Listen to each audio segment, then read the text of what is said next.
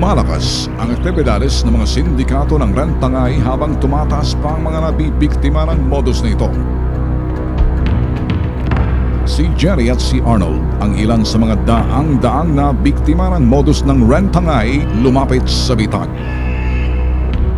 Pakinggan ang kwento ni Jerry na magsisilbing babala sa iba pang magpaparenta ng kanilang sasakyan. Sa kwento ni Jerry, hindi dapat basta-basta nagtitiwala kahit matagal na itong kakilala. Bali si Alpine Lagaya, agent talaga siya sa Toyota ever since. Lahat ng mga sasakyan ng tita ko sa kanya kinukuha, agent siya. So parang family friend na rin kasi dati pa namin siyang kilala. Bata pa ako, kilala na namin siya. Then that time nga nasabi niya na baka may sasakyan kayong pwedeng i-rent a car. Sinabi nga ng husband ko na sige, papasok namin yung adventure namin. Sa transaksyon na pinasok ni Jenny, ipinasa ang kanyang sasakyan sa ibang tao, sa isang Evangeline Protasio na nagmamayari ng car rental service. And then si Evangeline Protasio daw may-ari ng rent-a-car. Doon nakilala ng husband ko si Evangeline Protasio. Makalipas ang ilang linggo, nawawala na daw ang sasakyan ni Jenny. Tinanong ko sa kanya kung nasa na yung sasakyan namin, ipa-pull out ko na siya. After a week, wala na kaming narinig na bungee. Lumutang ang isang nagngangalang Jimmy na pumapapel bilang isang broker upang matubos ang kanyang sasakyan na nirentahan ni Evangeline Protasio. Si Jimmy naman ngayon, yung nakakausap ko ngayon, na nasa kanya daw yung sasakyan.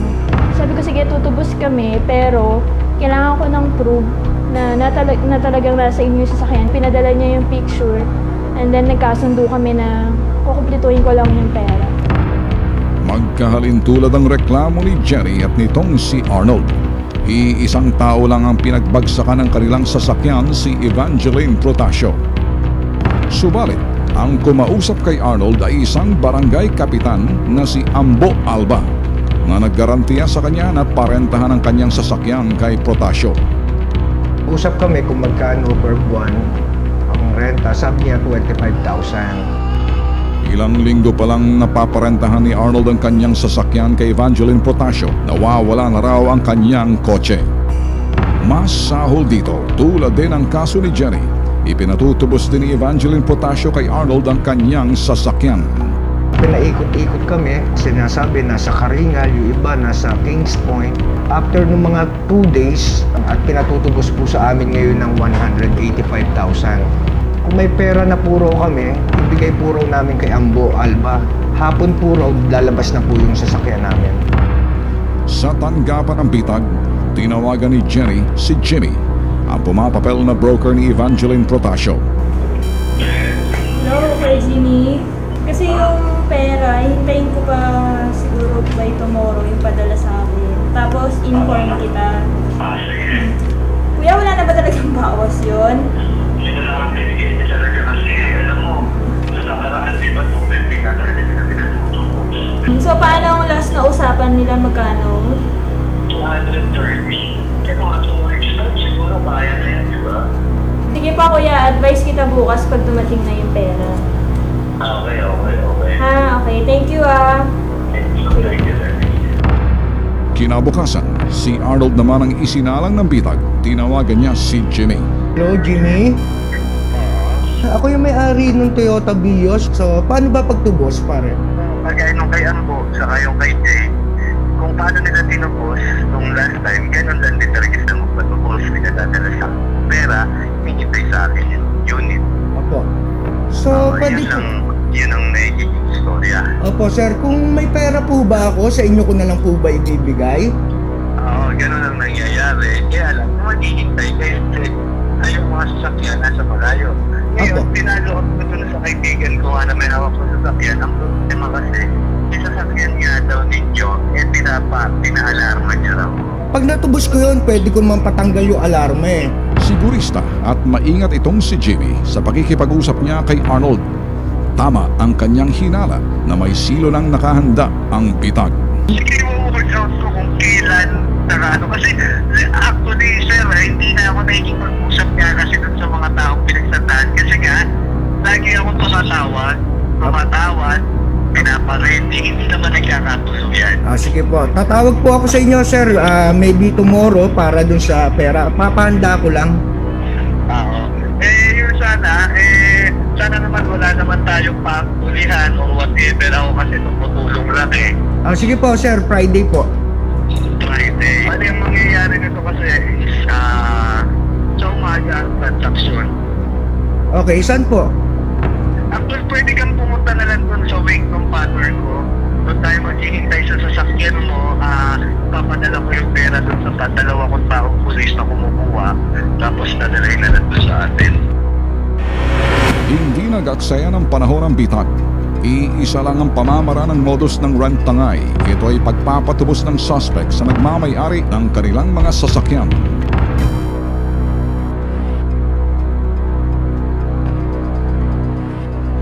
Nakipag-ugnayan ng bitag sa tanggapan ni General Nicanor Bartolome, Regional Director ng National Capital Regional Police Officer NCRPO. Hiniling ng bitag ang grupo ng Regional Police Intelligence Operatives Unit o RPIOU, ang grupo na tatrabaho sa kasong ito. Sa tanggapan ni Colonel Remus Medina, hepe ng RPIOU, pinagplanuhan ang gagawing operasyon. Ang plano kasi natin dito, sir, is for him to get in touch with the guy. Inayos mo na yung preparation nyo, yung tungkol dun sa pera, sa arrangement, ayos na. Okay. Tapos hindi po nakapura ng kotse, tapos So, sumihin ko na lang siya. Okay. Ngayon, kung ito po yung bahay niya, tapos nakaparada ako, pagtawid po niya, pwede pong doon ko na lang ito. Okay, abot. From there, pwede na natin siya. Iimbitahan natin siya sa labas. Kung sakali man na hindi siya lumabas, we'll be applying for a warrant. Total, dito naman ang direct na complainant natin. I really don't know if there will be some other complainants that will coming up. Kasi sa trend nito is a syndicate eh. In-expect namin kasi Colonel baka kumagpag. Okay. Change of venue. Natural na papagpag itong mga tao na ito eh. Real decided sa isang lugar na okay na sa kanila, biglang babago. Pupunta sa isang lugar. And then we change venue. Along the way papunta ka, may isang lugar na iniiwas nila yung setup ng law enforcement. Maggalaw to lalo kung sinasabi mo may movement yan. May mga grupo rin yan. Kasi sinasabi niya, desperado na. Binibigay na binabagsak na yung presyo. Which means nabibigatan na. Baka connect din yan doon sa mga tropa-tropa rin na or either ginagamit ang yung pangalan.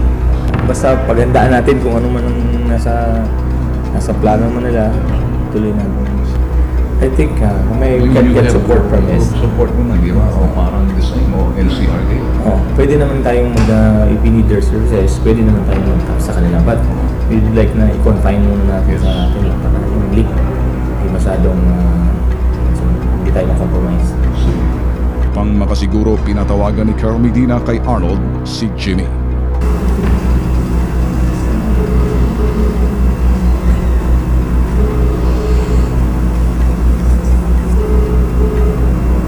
Subalit, mukhang nakakaramdam na si Jimmy kay Arnold kaya hindi na ito sumagot sa tawag. Kapitan yan? Si Jimmy? Dito, isinalang namin si Jenny. Jim, pwede na ako anytime. Okay na yung pera ko. Ngayon, Ikaw? si Arnold ba? Hindi ko alam. Hindi ko nakakausap. Parang sabay kayo nagkakaano. Paano ba dadala mo na yung pera ka? Di ba sabi mo sa akin pag okay na yung pera ko, ng umaga, te-text kita, tapos ipapabiyahe mo na? Ipapabiyahe, papalapit lang natin. Pero, ipadala mo na yung pera para pagdating doon, sige makukuha na lang. Paano magkikita tayo?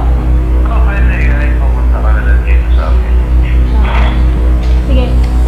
Saan sa bahay mo mismo? Oo, pwede. Pupunta dito. Text kita, punta na akong bangko. Sige, mga oras kaya. 10:30, may 11. Inform kita pag okay na yung pera. Okay. Okay, sige. Pinag-aralan ng grupo ang lugar na kung saan nais makipagkita ni Jimmy. Ang unang plano is yung pera ng Mark Money, iaabot natin doon sa usap na apparently yun ang nag-orchestrate ng mga rent tangay. Ang tawag ganyan, rent tangay. Nire-rent tapos pinatangay, tapos pinatutubos. Tapos ang ikaw naman, mas magandang setup kasi drive nasa tabi ka ng driver side. Hayaan mo siyang umikot para talagang mas malayong makabalik siya. So, since smart money yan, pilitin mo talagang mahawakan niya. Ang iwasan mo nun, Joe, kasi ikaw nag-drive, yung i-park mo siya sa tabi ng bahay. Iwasan kong i-park sa tabi. I-park mo on the other side of the road. Kasi, Doon sa bahay na operate natin. kasi ang intention natin doon, lumabas siya. So, pag lumabas siya, doon natin siya kukunin. Itapat mo talaga sa kanya. Sa itong bahay, dito sa bahay. Yes. Ito sa ano ko lang, dapat sa kabila ng bahay. Kasi kung pag dinikit mo doon, pag kinuha ng pera, baka biglang pumasok. We don't have enough time na makuha siya. Okay? Ngayon, mag-last effort tayo na ilayo doon sa bahay. So, maghanap ka na ng designated na lugar. Huwag doon sa palaging yun ang area kung saan natin siniset up. Bili na. Kung sakaling matuloy ito sa bahay, masakay mo sa Dula, sa apat. Dalawang babae, dalawang lalaki. Si Jenny, si Bibito, sa Dula, sa kanyang isa pang malaki. Anong sasakyan sa Adventure. Oo. Paso, bumuma kayo dalawa para security ng kayo yung kabutan. Saka na kayo papasok. Maghahanda ng grupo ng RPIOU at Bitag sa gagawing operasyon ng gabing iyon. Sa hindi inaasahang pangyayari, itinimbre ni Jenny sa Bitag ang ginawang panghuhudas ni Arnold sa RPIOU at Bitag. Ikinanta ni Arnold kay Kapitan Ambo ang isasagawang entrapment operation laban sa kanila ni Jimmy kapalit na maibalik ang kanyang sasakyan.